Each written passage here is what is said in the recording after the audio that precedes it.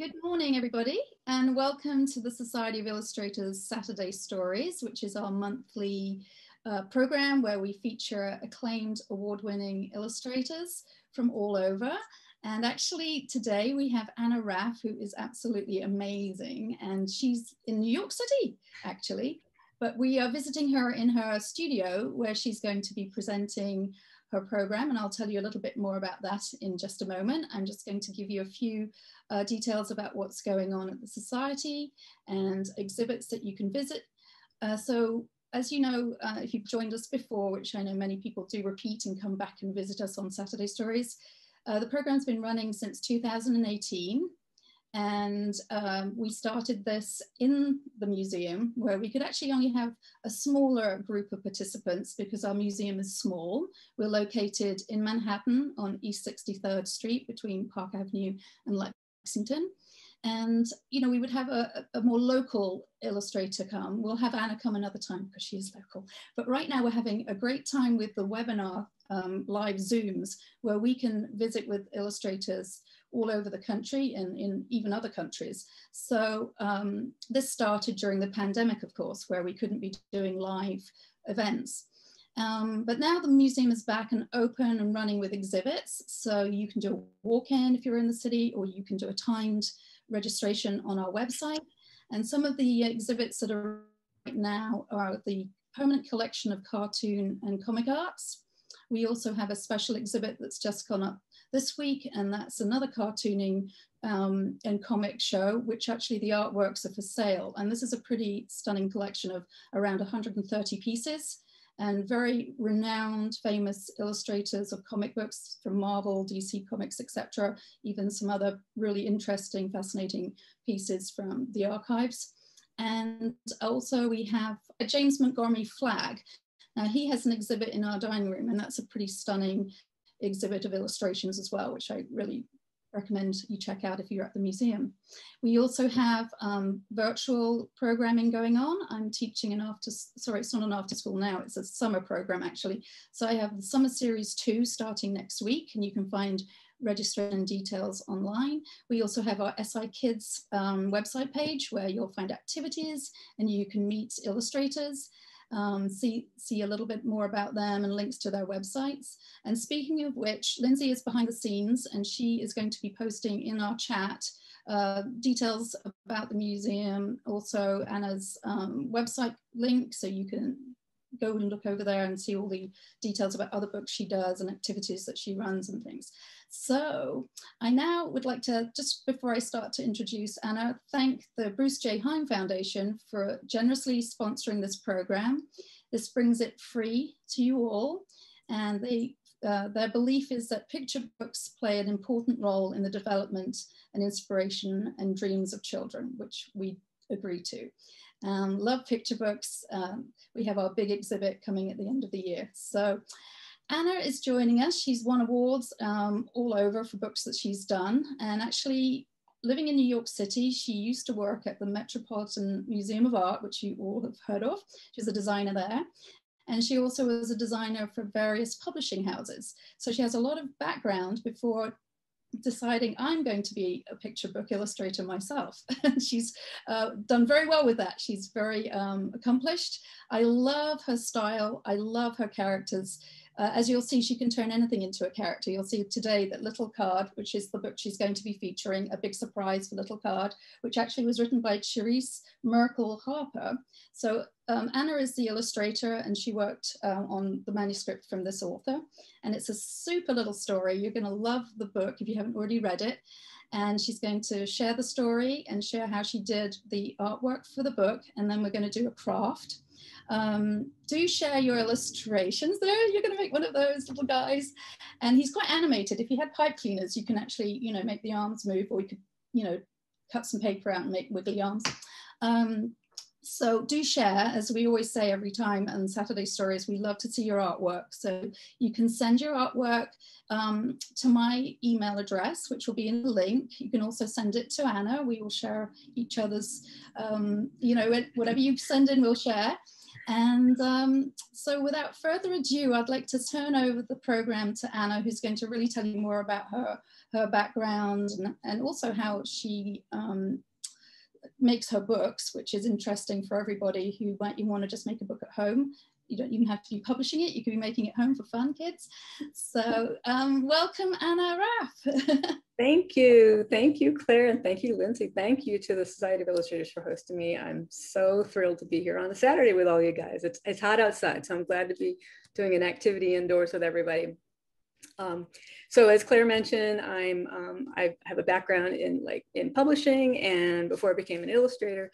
So I thought what I would talk to you guys about first is how a book gets made, and then we're going to do the read aloud of the book that Claire mentioned, the Big Surprise for Little Card.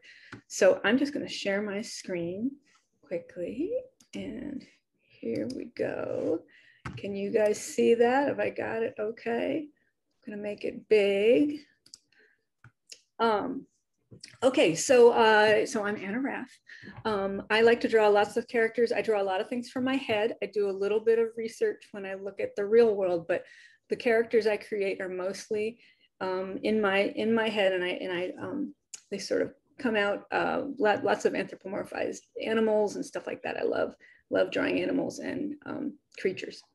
Here's a bunch of my books.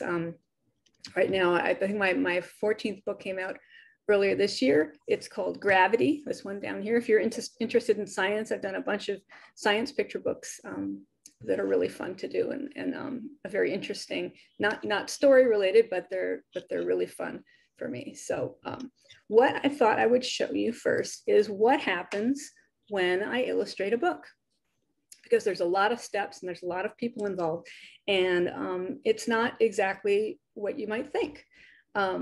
Okay, so as Claire mentioned, with Little Card, I drew the pictures. I didn't write the words. So what happened first? Oh, and I just want to tell you guys, one of the things I love to draw, in addition to lots of creatures, is birds. And one year I spent an entire year painting birds. So I painted a bird every day. So to illustrate this talk, I included a bunch of birds. So you'll see some of them. And if you look at them, just think of it, it's actually me. All these different birds are really me. I'm the character in the birds. Okay, so here's what happens first. First, when I am asked to illustrate a book, a publisher, a big company called a publisher, sends me a story that they want me to illustrate. And I think, yay, I get to draw pictures, I get to illustrate a book, maybe. And so I jump for joy. Oops. It's not going. I gotta go this way. Okay, so the first thing I do after that is I read the story and I decide if I can do it, because I can't draw everything. Like I'm really bad at drawing horses, for instance, not great at drawing, I don't know, bulldozers and stuff. So I read the story and I decide if I can do it. Do I like the story? Do I think it's something I can connect to? Can I even draw it? So I think about it. And usually if I like the story, the answer is yes. So I tell the publisher. So then we do this thing back and forth. We signed an agreement called a contract. And the contract tells me how much I'm going to be paid to make the pictures and a couple other details and stuff. When it's due, when I need to finish things step by step, stuff like that. Okay, so now I have to get to work and I need to draw the story. And I think, what am I going to draw? It's a big question. Sometimes I reread the story at this stage and I think, uh-oh, I have no ideas. I don't know what I'm going to draw. This happens to me a lot. And I bet some of you have that problem too.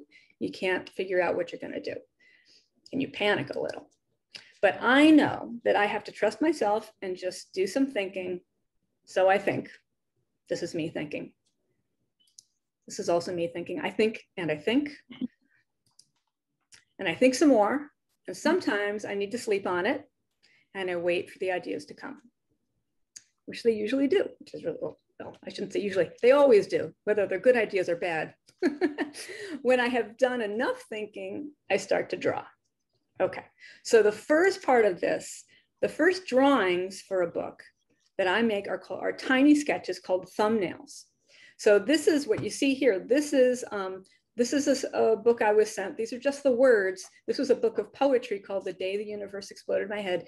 And I was carrying this around and drawing little tiny sketches related to the poems and stuff. So I carry it around and I make little marks. I make little thumbnails and little ideas. So thumbnails are quick little idea drawings. So these are a couple of drawings of the main character in the book we're going to read in a little bit. His name is Little Card. And these were the first drawings I did of him. So he's a library card that thinks he's a birthday card. So this is him getting up in the morning. He's brushing his teeth here. This is him sort of greeting his day. And here he is eating his cereal. So this is sort of me getting to know the character. So I made a bunch of thumbnail drawings. Then, so again, this is another story. I scribble all over the stories and I just write notes and notes and notes all over my copy of the story, and I carry it with me. I live in New York, so I take the subway places and I'll bring it out of my bag and I'll just like read it again and I'll write a bunch of notes on it. So then I also draw the characters in the story to help me get to know their personalities. So this is a next stage. This is a little bit bigger drawings, a little bit more detailed. So this is Little Card and different expressions for him. For some reason, I had him pacing here. I don't think that didn't make it into the book, but a couple of these did. You might see a little bit later. And this is the other main character. Her name is Alex. So these drawings are called character studies. Okay, so next I really start illustrating or sketching the book. I make pencil sketches of each page of the book using those little thumbnail ideas as a guide. And these are a couple of examples of pages in the book. And I'm also at this stage, I make sure that I'm leaving room for the words in the story, which is really important because it's not just the pictures, there's words to go with this book too. Okay, so I do that for every page in the book. And when I have a sketch for each page, I send them to the publisher. So next, a person at the publishing company called an editor reads the story with my sketches beside it.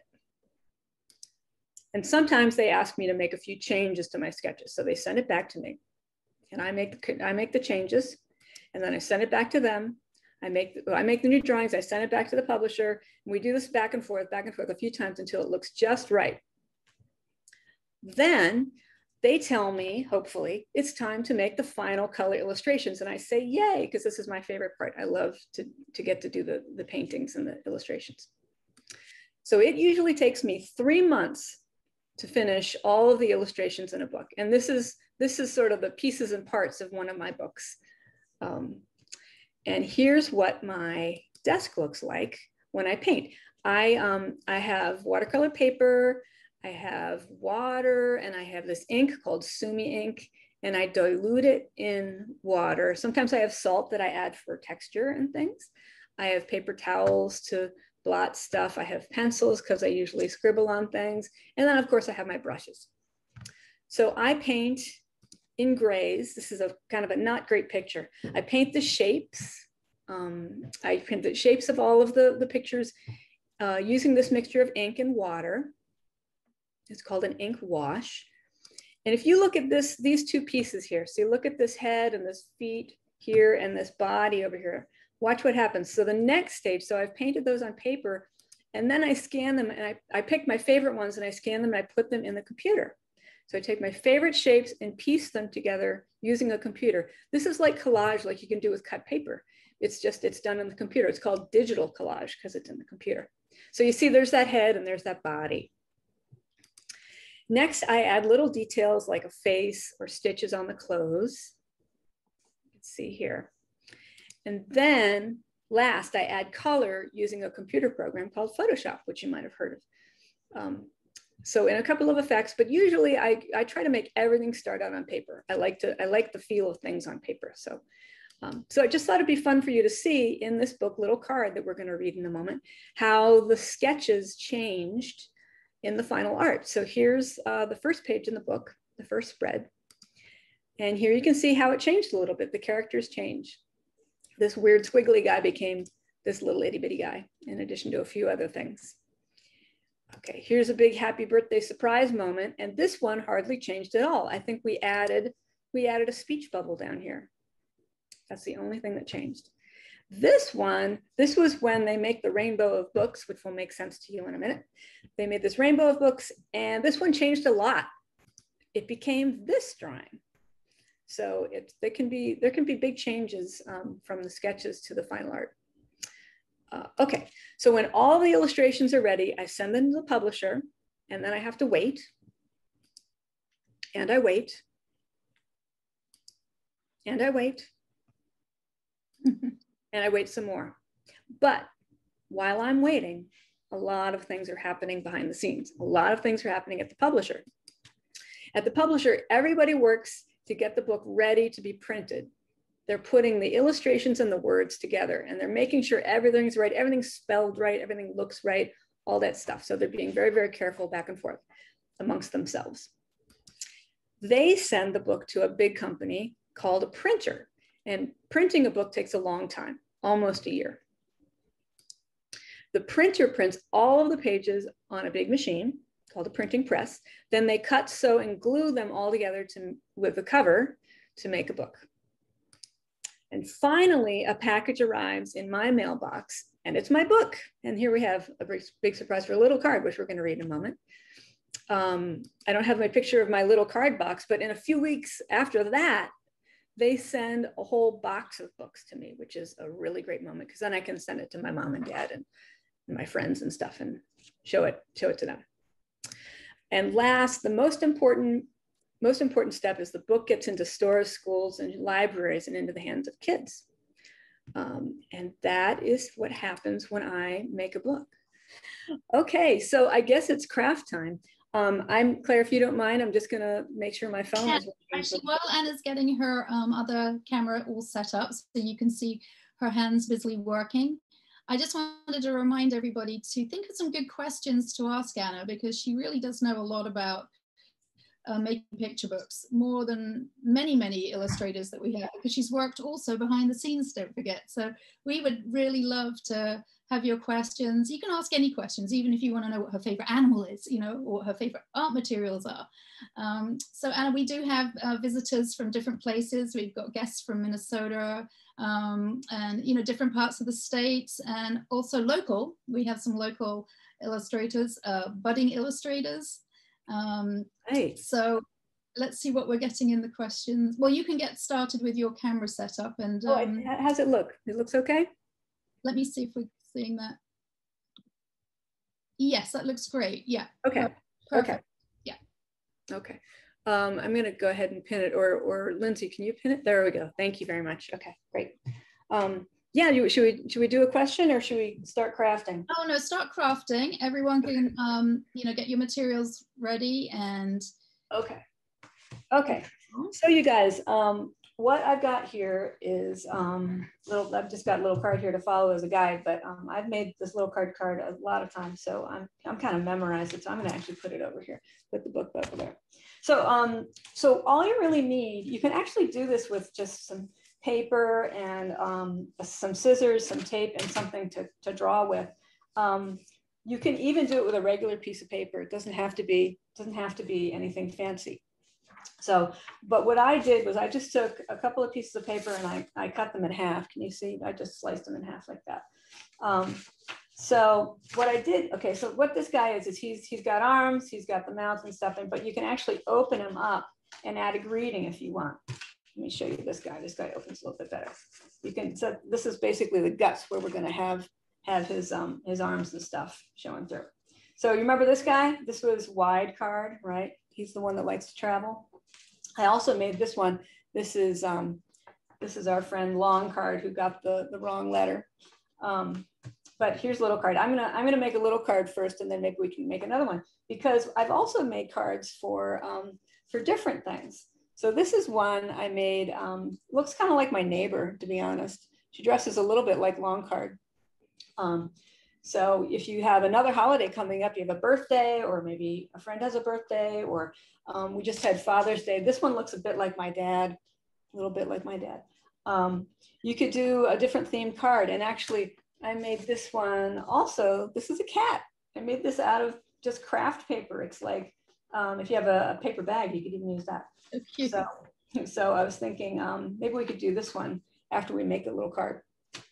All right, so I'm just gonna grab one of these pieces of paper.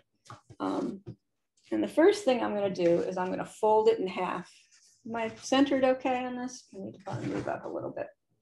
I'm just gonna fold it in half this way, okay? So a little card goes like this, right, as a library card. So first thing I'm gonna do is I'm gonna draw him. So if you remember, I don't know if anybody really noticed this before, because he's a library card. So for me, I wanted little card to have an outfit that related to a library. So can you see this row of rectangles here? Those are actually book spines. So see how the library, there's the shelf of books behind them. Those are all spines. That's the part that sticks out of the shelf. So I made his pants. They're kind of like pants, book spines. So let's draw that. And you can draw with anything. I happen to have some crayons. None of my markers seem to work, so I'm just going to draw with crayons today. Oh, the other thing you can use, if you want to, well, I'll talk about that in a minute. Okay, so here you see the little card's got his pants. I'm going to just draw a line across the middle for a little card, and I'm going to draw a bunch of vertical lines too for the books. These are the books. And you can color him any color you want. He had some blue pants on before, but I'm going to make his pants red this time. Red stripes. I think that'll be fun. So, do you want to throw a question at me, Claire, while I'm coloring? Yeah, I can. I'm just reading one from Elizabeth. She would like to know what type of watercolors and also what type of paper you use for your original artwork. Oh, well, because I do technically work digitally, but everything starts out on paper. So here are my book spines. I'm going to add some details to his. He's got like other stripes on. I'm going to add those too. I paint with Sumi ink. Sometimes I paint things in color, but I usually do all the coloring in the computer. And my favorite paper is one that I learned about in art school called Stonehenge. And the reason I use that is because it's a good paper. It's a good like all around paper, and it's not super duper expensive. So I like that. So that's my favorite. But Sumi ink is my friend. Recently I got a palette of colored Sumi ink. Ooh. And that's really fun. I've actually been painting more in color with that. So, okay. All right, so here we've got our books. See the books? Book spines. Okay, now I'm going to add his face a little. Oh, actually, because he's a card, he has these little, you know how plastic cards have that weird edge around them? So I draw this funny little frame around a little card that goes kind of like this, just on the edges, because he's, you know, library cards are kind of have that funny credit card look. Okay, all right. Now we're going to add his face. Little card is a cheerful guy. So I give him big bright eyes, just a bunch of circles and dots. And I give him a big smile, big goofy smile, because it's the weekend. And then sometimes he looks a little creepy right now. So I'm going to add some eyebrows for him. I like to do eyebrows like that for a little card because he's so enthusiastic about everything. He looks a little weird to me today. His expression is kind of funny. Okay. All right. Oh, and then, yeah, the other thing I sometimes like to do, I didn't do it with this one, but this one here, but little card in the book has a tongue. Let's put a tongue in his mouth. All right. That sometimes adds with the expression. I do a different color. Add a little tongue. There you go. Now he's looking like little card. Okay, I'm going to color in the inside of his mouth a little bit. So, okay, so that's the guts of our card. Okay. So if you have pipe cleaners, that's great, but you don't actually have to use pipe cleaners. We found these funny short straws. They're going to be a little less bendable, so I'm actually not going to use the straws, but you could use a straw. This one's too firm. You can't bend it.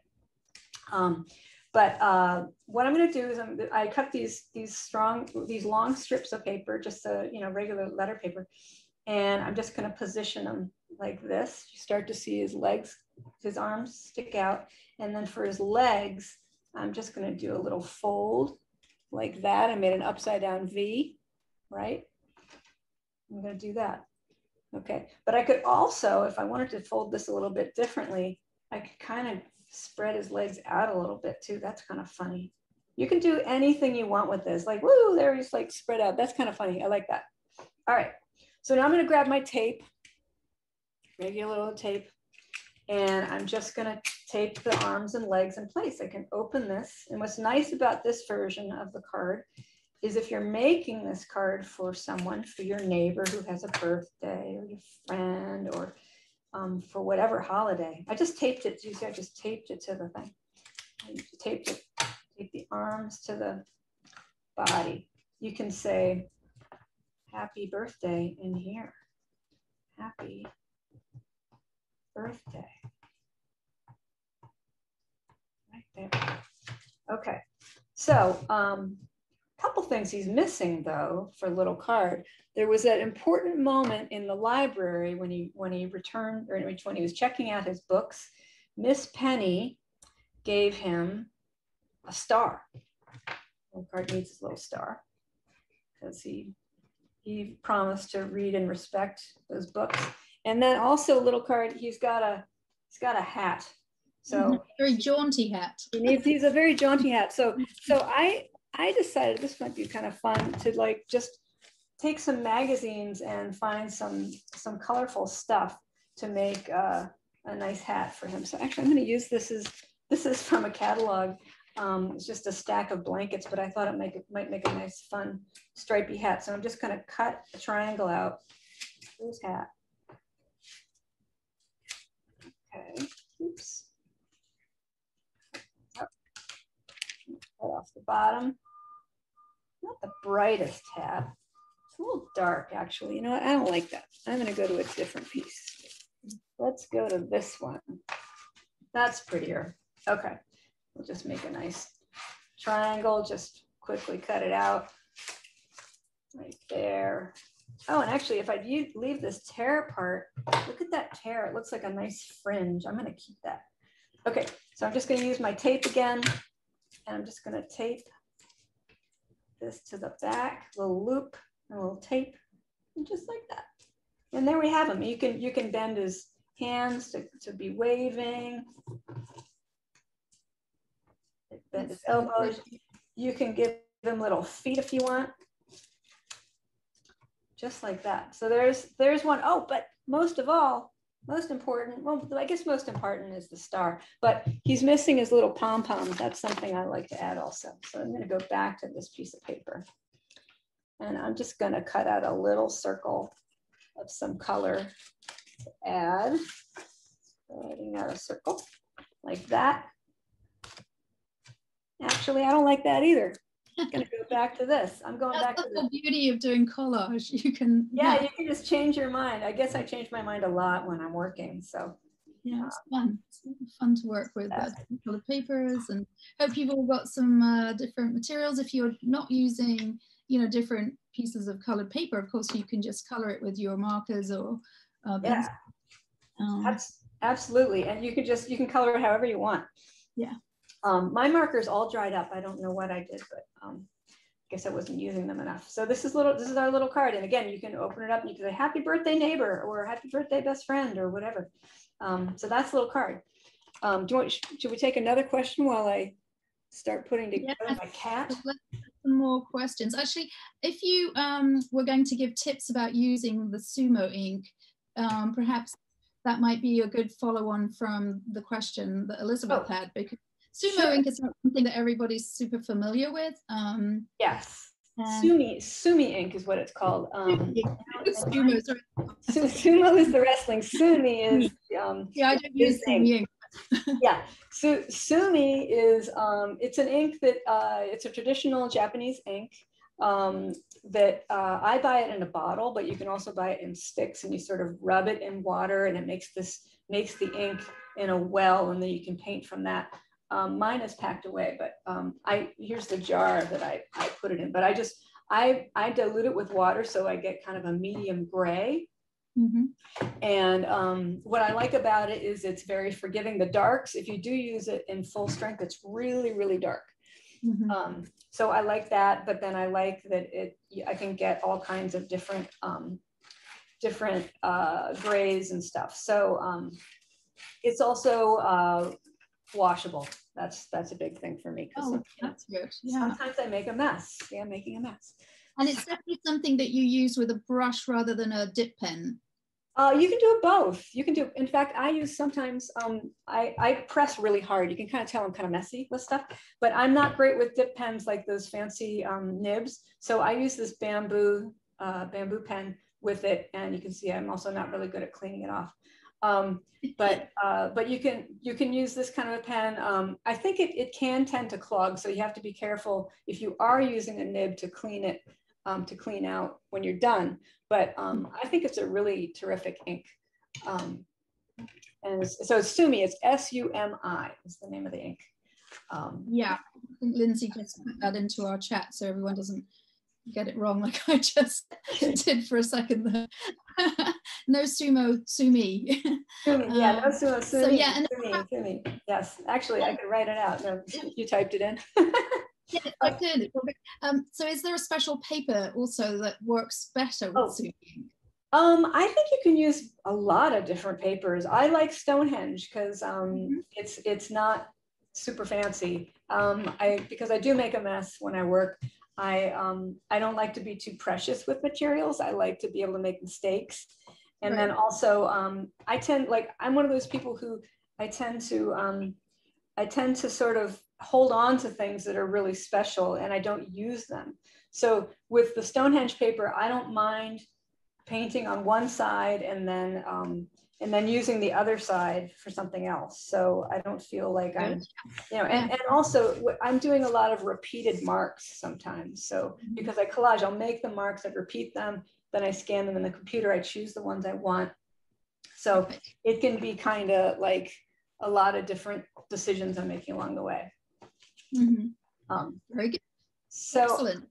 I thought I'd make this cat. What do you think? Yes. Let us know what you're making. If you want to type in some of your ideas, or even if you have suggestions for Anna to create something, anything.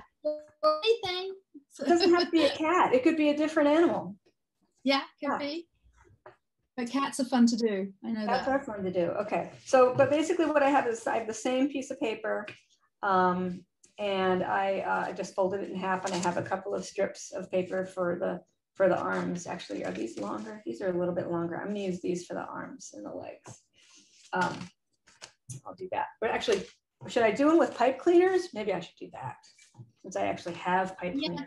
Because we do, everybody record this. So if you wanted to go back to it again and try out some other cards with different materials, because you didn't necessarily have all of the materials that are available right now to you, but you can pick up pipe cleaners pretty easily.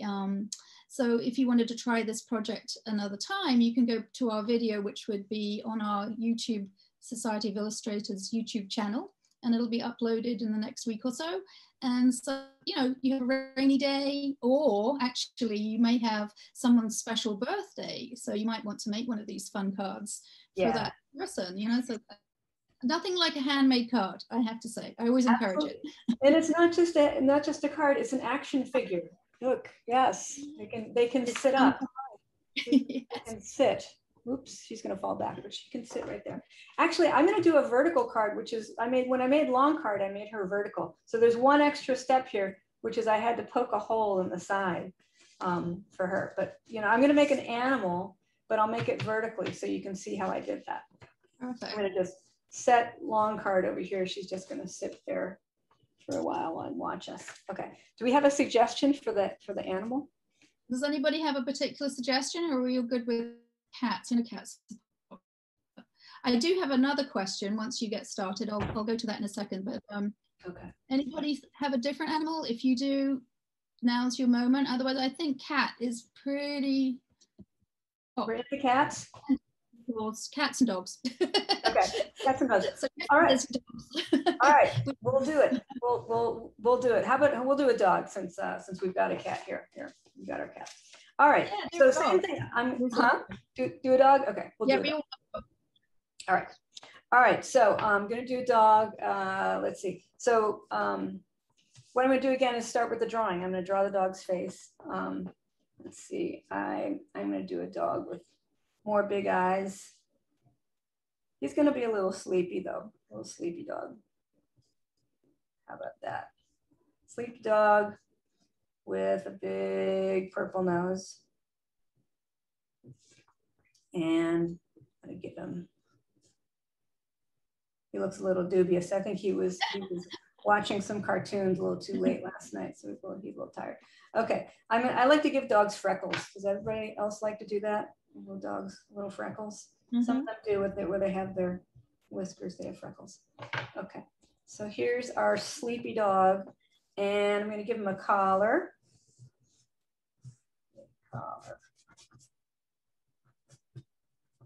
And a tag. Oop, that crayon doesn't show up. Sometimes crayons, the colors don't show up very well. Okay, so we've got his collar. I'm gonna give him some spots. Some spots. See how Anna creates a personality? It's, you know, this is how you create your characters, is by thinking about their personality. So this dog is a little more sleepy. Yes. He's not as lively as Little Heart. So we already get a personality. And he's got weird spots on his belly. Okay. All right, actually, you know, I want to share one thing though that's really interesting about eyebrows and eyes that I find. So you can change the expression of a character so easily just by changing the eyebrows. Let me do this with the red. So, okay, so he or she looks a little bit sleepy right now. I'm going to make him look a little bit dubious, a little bit like, oh, really? Oh, really? You're making a dog card?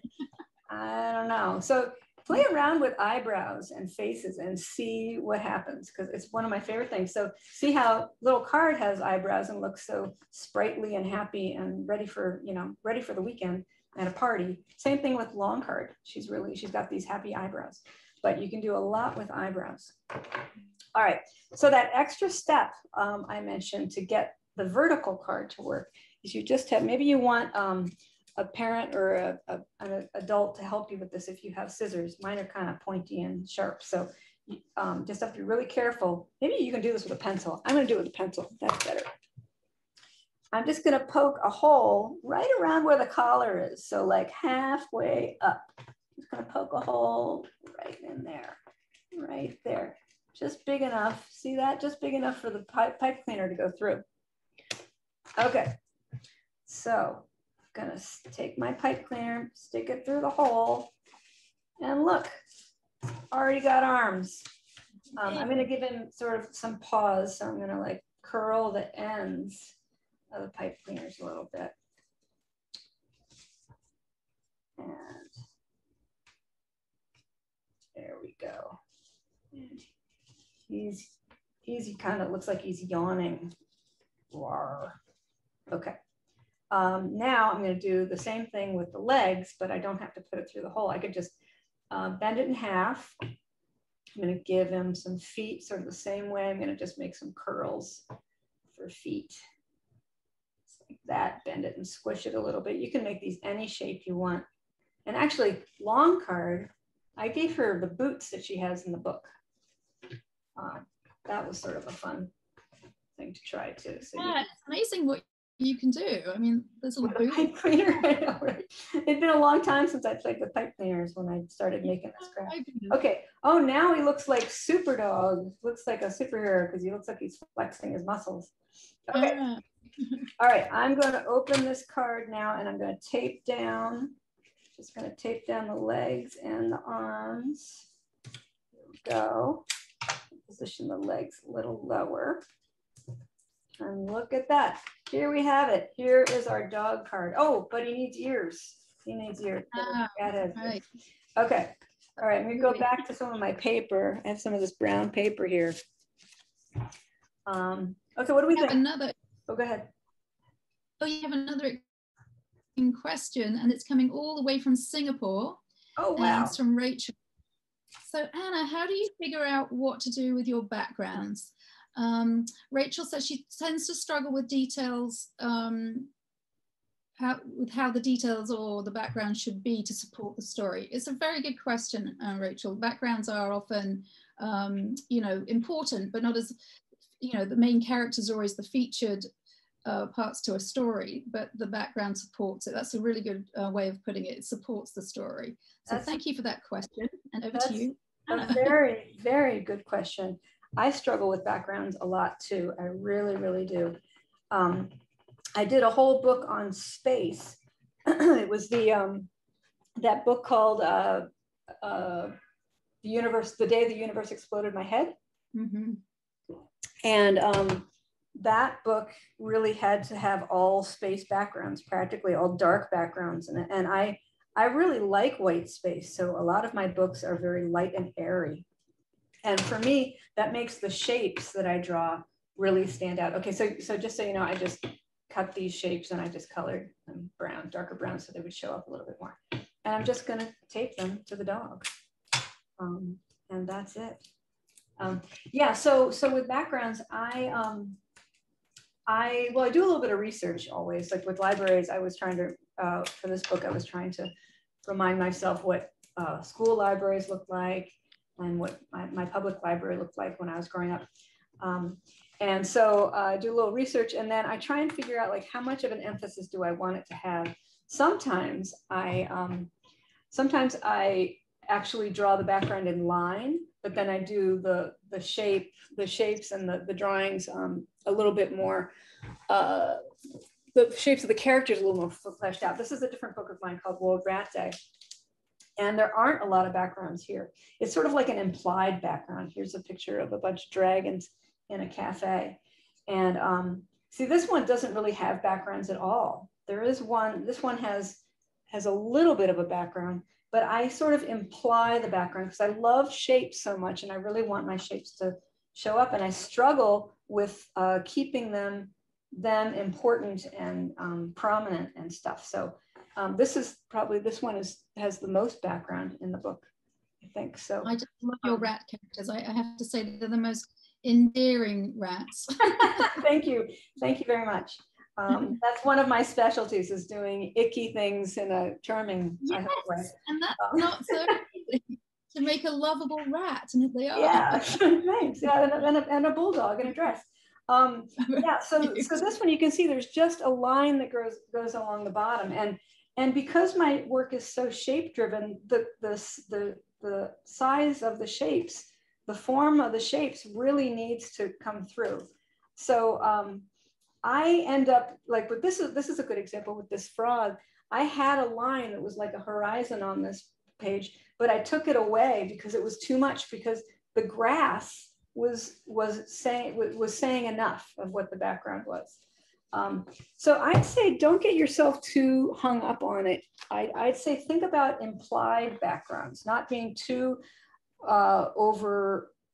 going overboard with it too much. If you're finding like it's taking away from your pictures, then maybe you're not quite ready to go all in. I just want to show you the space book. So this is the one I meant that had like all the space, the space pictures, and this one really had to be dark and spacey because it's mostly about planets. Here's Earth, and I'm going to show you. Oh, there's Mars. But this allowed me to. It's a really simple background again, so I really needed the shapes to come through. And as you can see, I don't really do much in perspective. I work very flat. So I do struggle with backgrounds, but see, the Empire State Building here is, this drawing is in pencil.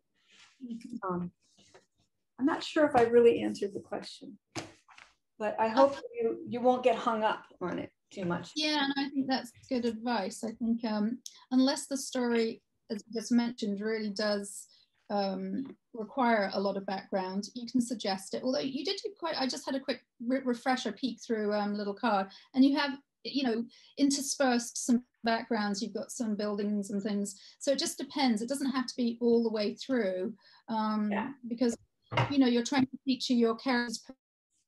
So sometimes it can just have a white background or just a line to show that they're grounded, on Earth, not floating in the air. it's all about emphasis, right? It's all about like on this first page where they're in the, so you can see the building is solid, but the neighborhood is it's just in line. So you could experiment with what do you want to have some importance, but what can hang out in the background. Like here's giant card with, you know, going to work, and the background is in pencil. So same thing here. The background's just kind of lighter, but the richer colors and the more emphasis goes on to the main character. So it's about, you think of it as a way to guide your viewer through, like, what do you want them to really look at first? Yeah. I'm going to make a long card while we talk. We have another question from Maxine, and she actually has a question relating to our craft that we're working on this morning. So when you open up the card and you see the, you know, the pipe cleaners or the paper taped in, she wondered if you wanted to put a message in there, how do you suggest maybe putting another piece of paper over that? There might be a few tips that you could sure. cover that up. Yeah, I mean, you could definitely do that.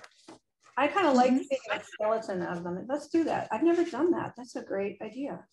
Okay. I mean, maybe the thought, looking at it from a, you know, perspective from my point of view, you might want to write your message first, because remember, if you're going to write onto that surface, if you tape it first, it might be lumpy. Just a thought. It's going to be lumpy. It's going to be lumpy. Yeah, these are lumpy characters. So I'm going to write the message. Okay. This is we're going to make up a dog. We're going to say happy Dog Day. What should the dog's name be? Ooh, that's a good question. Come on, somebody think of a good dog's name. I'm writing Rufus because that's my favorite dog. Oh, Rufus. Yeah. Rufus, I love that. Okay, so you could I just cut out a piece of paper, and now I'm just gonna tape it in. That's a really fun solution for that. Thank you. Who suggested that? Maxine just asked that question. Thank you, Maxine. That was a terrific suggestion. And this is just with paper that's just craft paper. So if you have something that's a little bit stiffer, like this is slightly card stock, it'll work a little bit. It won't be quite as lumpy. I think it worked pretty well. Okay, look at that. Hey, nice solution. Look, happy Dog Day for Rufus. I love it. That too. Awesome. Okay, so I'm gonna keep making this long card character. Yes, wonderful. So anybody got any other questions? It could be any questions about making books, or it can be related to what you're working on now. Has anybody got a project that they're doing that's a different animal? They might want to pop that in the chat and share what they're working on. Of course, once you're done with your cards, please do take a picture and send them to us. I think Lindsay's put my email address in there. It's Claire@societyofillustrators.com. And so I love to see what you've done, and Lindsay will share that on Instagram. And we love to inspire our viewers with what goes on Saturday Stories, and what you do as participants is what makes it so special as well. So of course, you know, to be making it more live, we love to see what you're doing because we can't see you. So, please share. I would love to see what people come up with. I just put glasses on long card because long card, maybe she's like me, she used to wear contact lenses, but now she's wearing glasses. So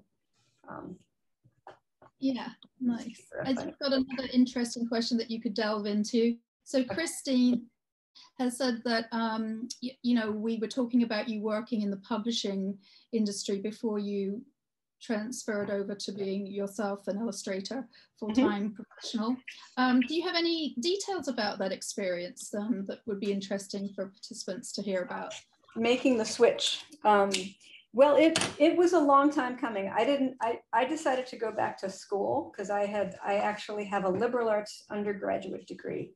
And I also had worked for about 20 years as a designer before I decided to go back to school. So I knew for me, I needed to make a clean break. Like I had started taking some continuing education classes, like printmaking classes and stuff like that. But I knew I needed to make a clean break. You could call it a midlife crisis. It probably was, but I needed to do something different. So I managed to get into the School of Visual Arts in their illustration department.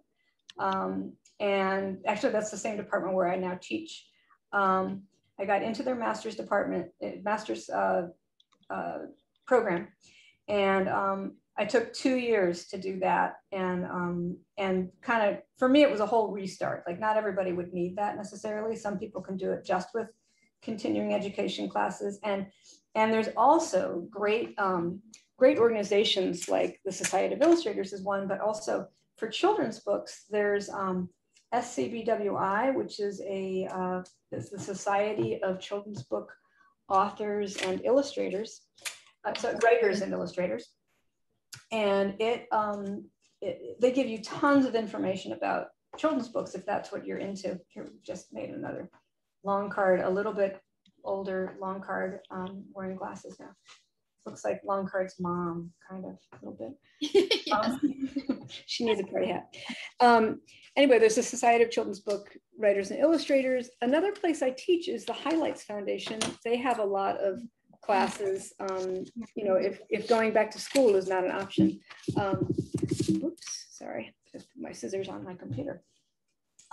So I recommend, and then there's Skillshare. There's so many places, more places to learn about illustration and process and how people work and things. There's so many more things online than when I was going back to school. So I would recommend that. And then doing, especially with publishing, doing a lot of research about the industry at like through like the society, the SCBWI or Highlights, or just doing a lot of research about books and publishing, because the more you know about it, the easier it's going to be for you.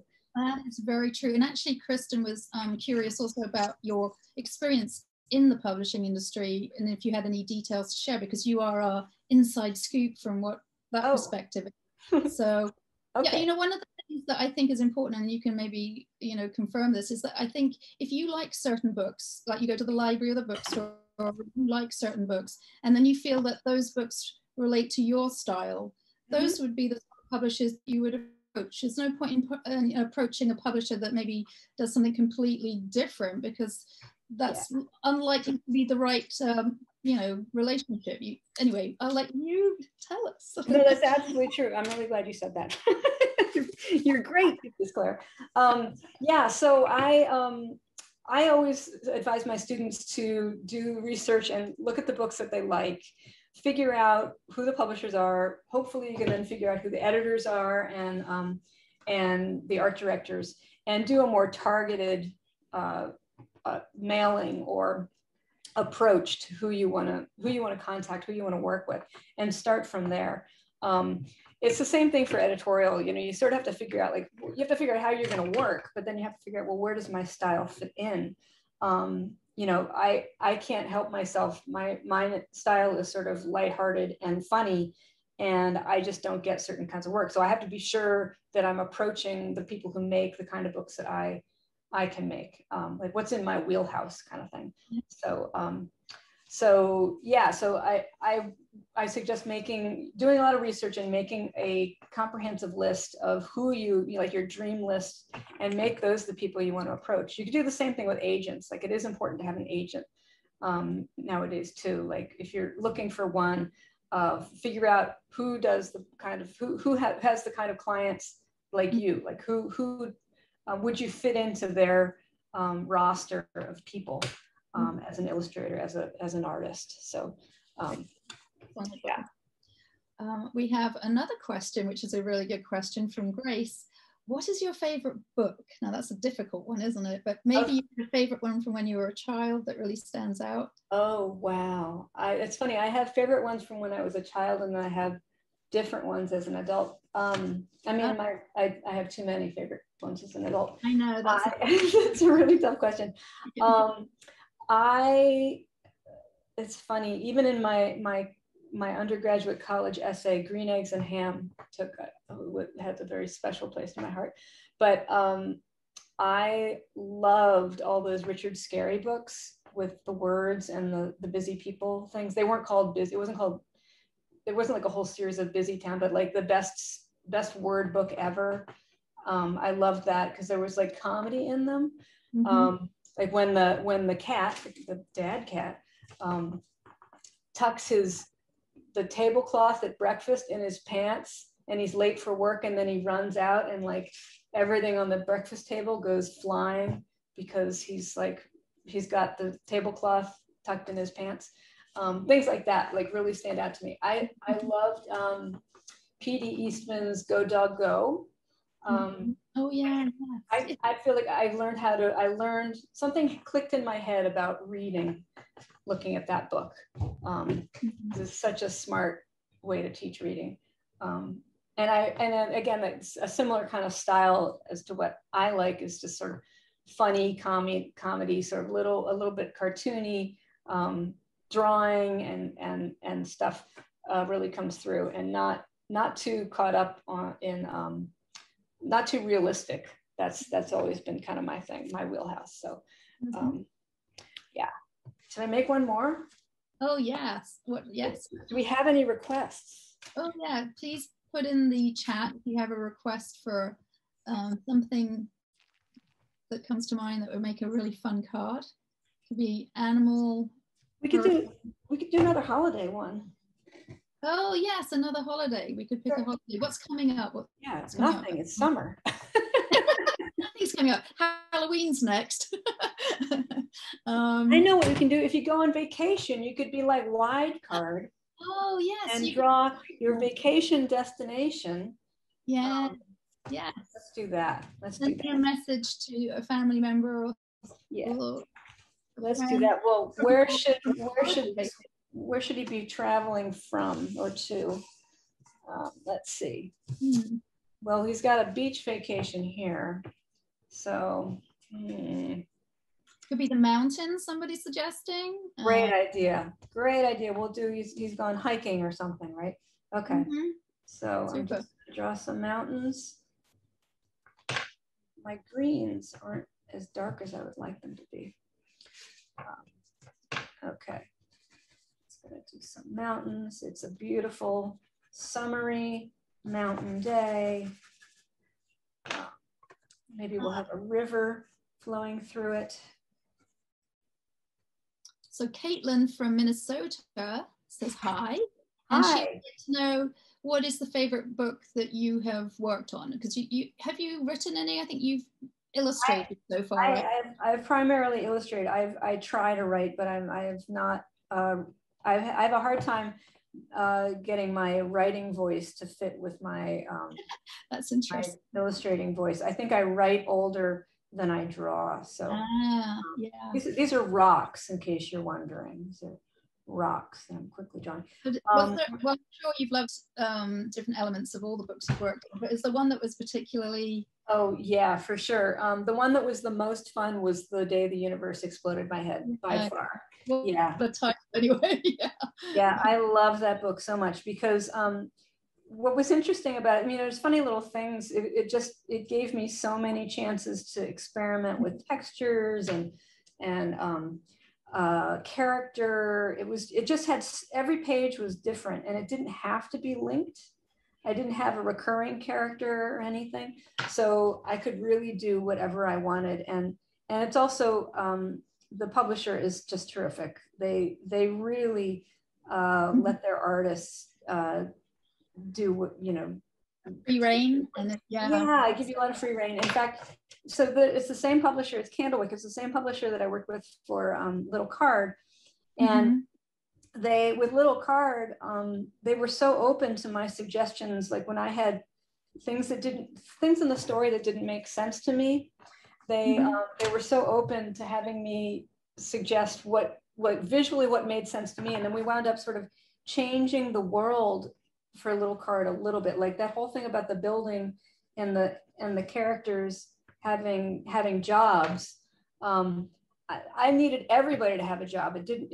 At first the the only ones that had jobs were little card and long card. And so I thought, well, everybody's got to have a job. So that's how where the big folder came in, where the yes, I love that one. Yes. Yes. So that was really, really a nice thing. So yeah, so I have very fond memories of little card, but also a big yeah, this one, the here it is. The Day the Universe Exploded My Head.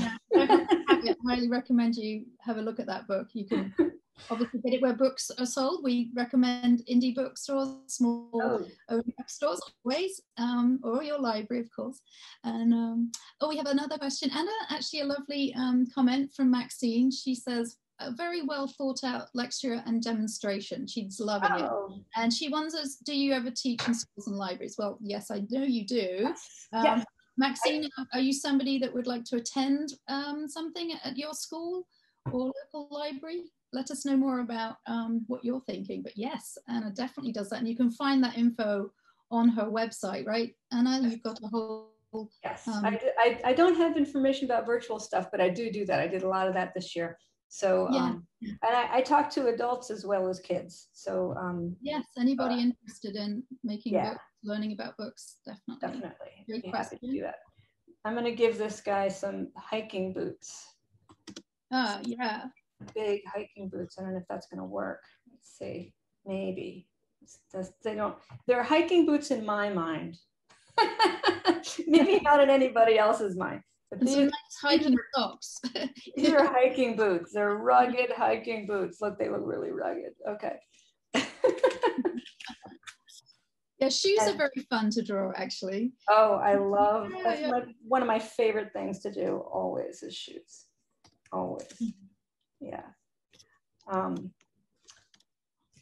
Yeah. So, yeah, I actually, so it's an interesting question. Yeah, I love teaching, teaching adults as well as kids. And I tend to tailor my talks to whatever the age group is too. So there's, you know, this was obviously a publishing talk for kids mostly, but yeah, that guy's kind of funny. Funny idea, because this is different vacation. He maybe needs a different kind of hat. Yeah, so I do love teaching. It's been a really great thing for me to do during the pandemic because I feel far less isolated. And it's also a great disciplinary action for me. So I'm just giving him a sort of a hiking hat. Okay. Yes, putting accessories on your characters. That's a very fun, yes. You know, part of creating the characters. Like, what might they be wearing? Do they have does he have a backpack? Well, maybe. I hadn't thought about a backpack. Wow. So many little details, right? That could be fun. Exactly. I'm not sure I don't know how I'd make a backpack, but we could probably stick a little piece of paper there. Yeah. That could be kind of fun. A surprise on the back of the card, right? Yes, and a secret note. Let's do that. Oh, awesome. Okay, backpack. You keep giving these ideas to me, Claire, and I'm just going to add them. Here we go. You can put a super secret note to the person you're writing on the back. Let's see, how can we do this? Yeah. I'm gonna make some straps like that. And of course you could use glue. I'm using tape because it's the easiest, but you could probably use glue dots and stuff like that too, if you had them. Okay, just gonna tape this. So Maxine, who was curious about whether you taught in different places, she's also taught making simple books in schools and other places, but she also teaches at a very interesting place called the Creative Center in New York, which is teaching classes to people with chronic illnesses, which is really wonderful, Maxine. Fabulous. That's fabulous. Yeah. Because art is really, you know, it gives us all pleasure doing our art. I know everybody who's participating today obviously enjoys doing art drawing or illustrating, creating crafts, and it just makes you feel good. So it's like a little art therapy sometimes for us, right? Meditation, sort of getting involved in your materials and your characters. Obviously, you know, nowadays there are a lot of artists who can do digital work, which is a whole nother realm. But I find that a lot of illustrators of picture books do mix both. They do a lot of sketching or drawing first on paper, and then they might scan their artwork and start to do some more details and moving things around with coloring, as Anna does. So a blend of both. Obviously you love materials, so Yes. a lot of artists love materials, so it's hard to get away from them and only be working on your computer. But there are digital artists who are really good at that, and that's what their medium is, that's what their material is. So, you know. I'm just adding the secret message in the backpack right there. Yeah. Okay. Excellent suggestion. Did I answer the question about publishing? I feel like I kind of. Oh, we could totally expand on that a little bit. So, no, I think you did. As far as giving advice to, you know, prospective picture book illustrators or picture book writer illustrators, you know, what you need to do if you're interested in getting your book published, you know, how to go about that. But perhaps you have a little bit of insight into the structure of getting a book published, because there's editors involved, there's art directors, etc. So you could, you know, maybe expand on that a tiny bit. Yes. Should I? Maybe I'll talk to the camera now. Yes. Well, I think there's a couple of things. I mean, it's one thing about children's books that everybody thinks it's a lot easier than it is. It's a tough business, and it's also a tough business to do full time. So, I mean, it's like some people can make it work full time, but a lot of people do it as a patchwork, kind of like I do. So I still do a little bit of design work occasionally, but I teach and I also illustrate. So I think it's important to, number one, learn as much as you can about the publishing industry, but then also it's important to create a community for yourself. That was one thing that was terrific for me coming out of school, was that I was suddenly surrounded by illustrators and artists in a way that I had never been before. Not since I was, you know, an art major way back in undergrad. And now I have the community of children's book people here in New York City that I can bounce ideas off of. I have a critique group, which is terrific. I have a few people that I show my writing to. I show my illustration to, advisors and things like that. You need a community, and you need to test things out. Like if you have kids, you can read your stuff to kids and sort of test market your stories. But for me, I don't have kids, so I need to borrow my friends' children. My nephews are now men, so I can't test things out on them anymore.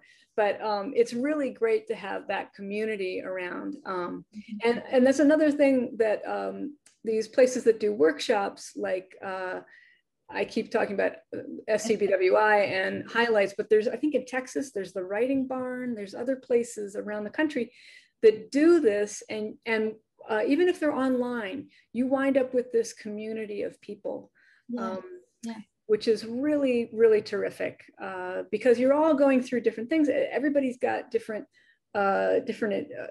angles on how they approach things, or answers that they could share with the group and stuff like that. So community is huge.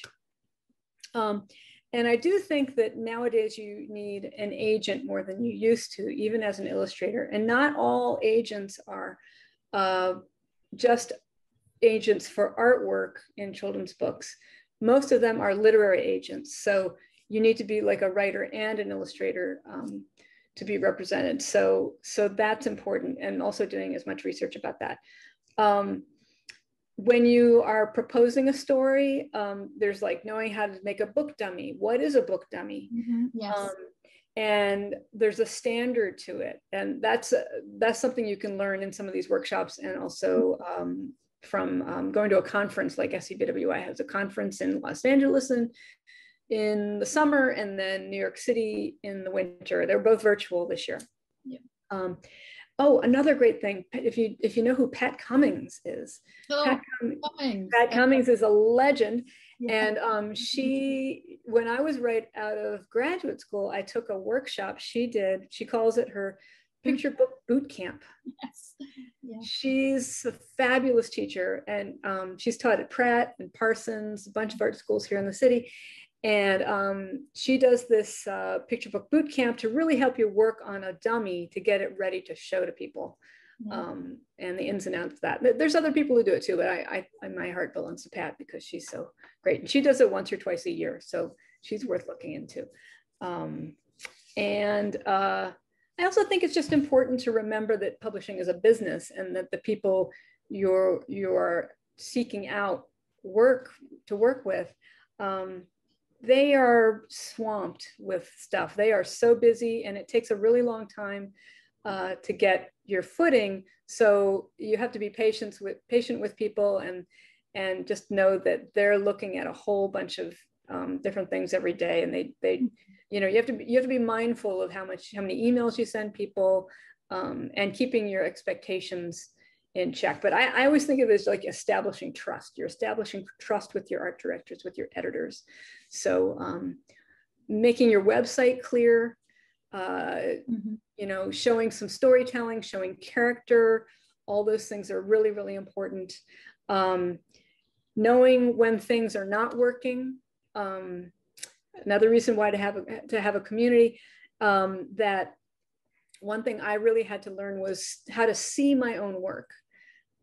Seeing it objectively the way other people do was huge. And it was only because I was listening to what people were saying, and I'd done it enough, and I know my strengths, I know my weaknesses, and all those things help me navigate. So. Yeah, no, you know, one of the things that I really love that you did when you were first getting started, and kids, you can do this too, because remember, practice. Anna drew a different bird. Was it every week, every day? Every day. A lot of birds, right? Well, you had a lovely name for this blog. It was the it's a very odd name. Odd name. Yeah. Well, here's the thing. So I finished my degree, but I knew I wasn't going to get any work. So I had to do the mailings. I had to like make the work and send it out and all that stuff. So I needed to get a footing. So I was freelancing as a designer, but I didn't want to lose all the things that I learned in graduate school. So I wanted to keep illustrating, and I needed some discipline and structure. So I decided, like, one thing I love doodling is birds. So I decided to do a bird a day. And the truth of it is I painted them in clusters and I scheduled them. So I wasn't like chained to my desk every day. So that was good. But what was really fun was because it was a loose enough idea, as the year went on, it got a little bit more, it changed a bit. It became less about pictures and more about words and pictures and word play and puns, visual puns. There's a lot of rich language, English language related to birds. So I was doing all that stuff. Some people hate puns, so if puns aren't your thing, maybe don't do puns. But for me, it was great. So even the name of it is a pun, because ornithology is the study of birds. So I decided to call it Ornithoblogical. So because it was an illustration blog, it was a blog of birds. So Ornithoblogical is the name of my bird blog. I'm sure that caught a lot of people's eye as well, because sometimes if you're brave and you start putting your artwork on your Instagram, or you don't mind showing it, it does get people liking it, and that really helps you get your confidence up. And you can address this as well, Anna. I think editors, assistant editors, art directors, etc., do look at illustrators' Instagram feeds to see, what are people doing out there? Maybe they're looking for something in particular.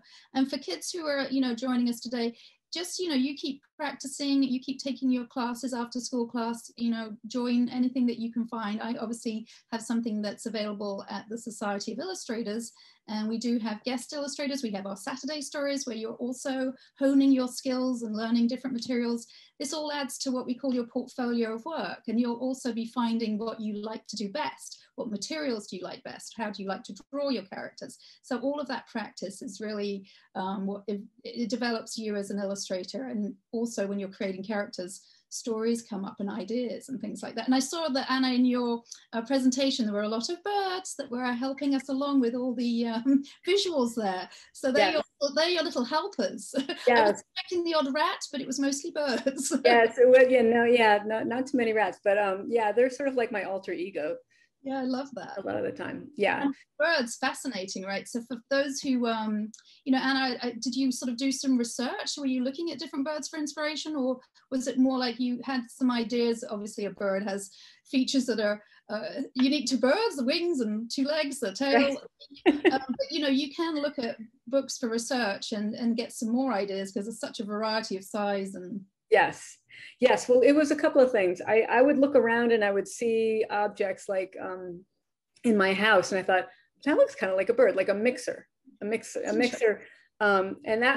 was one that got into American Illustration. It was a mixing bowl, like it just was a mixer bird, kind of in a perched down.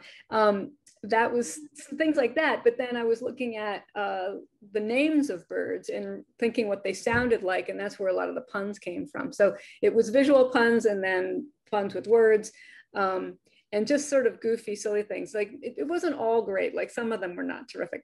I really, if you're going to do something every day, you're going to have like some good stuff, some bad stuff.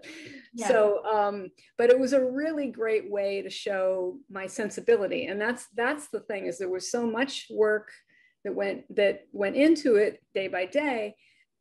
My personality started to come through. And that was how this one art director at Candlewick found me, because she started following it and I had no idea who she was. And I got this email one day at my freelance job, like offering me World Rat Day. And I was super excited, but it was because she'd seen it and started following it and kind of knew my sense of humor.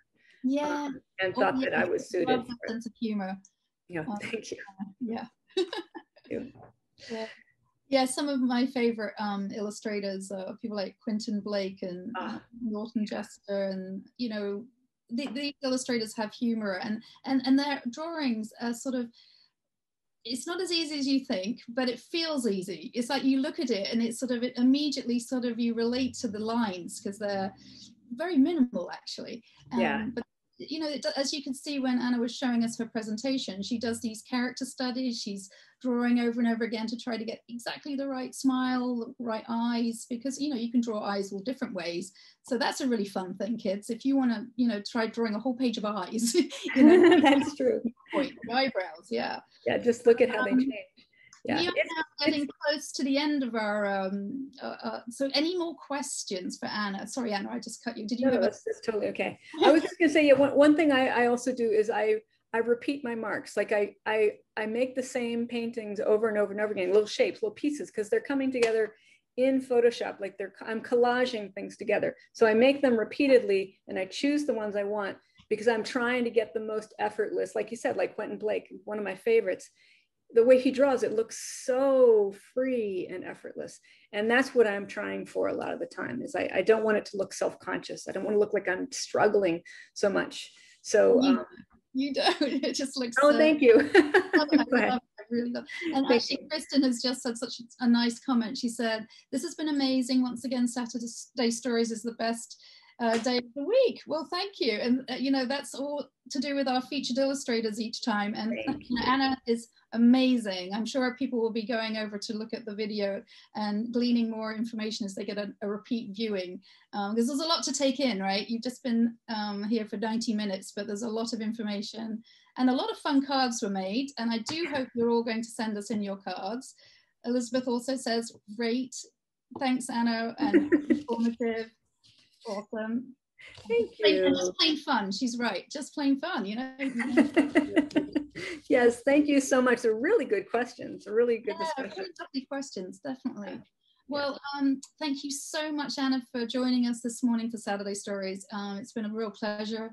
And we hope to have you actually come live at the museum. After all, you live in Manhattan. So at some point with a future book, and for those of you who would be able to join us live, we will start to have some live Saturday Stories, but we will also continue with our online webinars, because that is great for reaching more people. And also we do the little recording, so that's great for looking at on our channel. So thank you so much for joining us, everybody. And again, Yes. Thanks, Anna. Have a wonderful weekend. Thank you. Thanks, everybody. Great questions. And thank you for hosting me. You guys were great. It was really fun. Yeah, it was really fun. Thanks. Take care. Bye. Bye. Bye. Bye.